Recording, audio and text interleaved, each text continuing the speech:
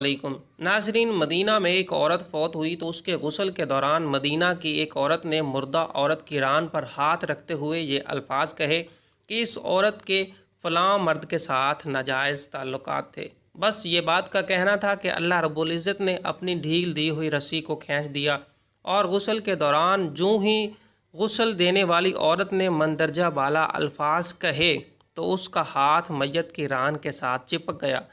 چپکنے کی قوت اس قدر تھی کہ وہ عورت اپنا ہاتھ اگر کھینچتی تھی تو میت بھی ساتھ گھسیٹتی ہوئی چلی آتی تھی، جس طرح کسی نے ایلفی ڈال کر اس کا ہاتھ اس کے ساتھ جوڑ دیا ہو۔ جنازے کا وقت قریب آ رہا تھا، اس کا ہاتھ میت کے ہاتھ کے ساتھ چپکا ہوا تھا، اور بے حد کوشش کرنے کے باوجود بھی اس سے جدا نہیں ہو رہا تھا۔ تمام عورتوں نے اس کے ہاتھ کو پکڑا، کھینچا، مروڑا، غرض یہ کہ جو ممکن تھا سب کچھ کر دیا، لیکن بے سود رہا۔ دن گزرا، رات گزری، دوسرا دن گزرا، پھر رات ہوئی، سب ویسا ہی تھا۔ میت سے بدبو آنی شروع ہو گئی اور اس کے پاس ٹھہرنا بھی مشکل ہو گیا۔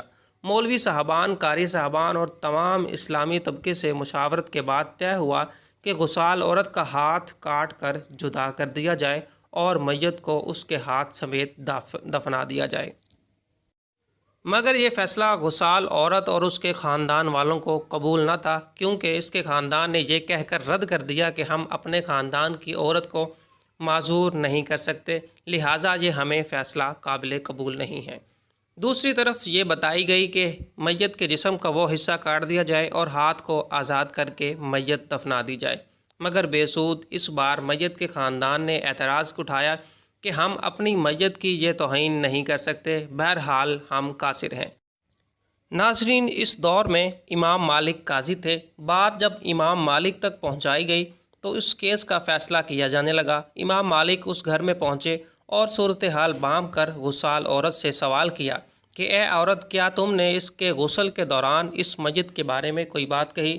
غسال عورت نے سارا واقعہ امام مالک کو سنایا اور بتایا کہ اس نے غسل کے دوران باقی عورتوں کو کہا کہ اس عورت کے فلاں مرد کے ساتھ ناجائز تعلقات تھے۔ امام مالک نے سوال کیا، کیا تمہارے پاس اس الزام کو ثابت کرنے کے لیے کوئی گواہ ہے؟ عورت نے جواب دیا کہ اس کے پاس کوئی گواہ موجود نہیں ہے۔ تو امام مالک نے پھر پوچھا، کیا اس عورت نے اپنی زندگی میں تم سے اس بات کا تذکرہ کیا ہے کہ اس عورت کے فلاں شخص کے ساتھ اس طرح کے تعلقات ہیں، غلط تعلقات ہیں؟ تو جواب میں جواب آیا، نہیں، یعنی اس عورت کا کوئی ایسا معاملہ نہیں ہے۔ تو امام مالک نے فوری طور پر حکم صادر کیا کہ اس غسال عورت نے چونکہ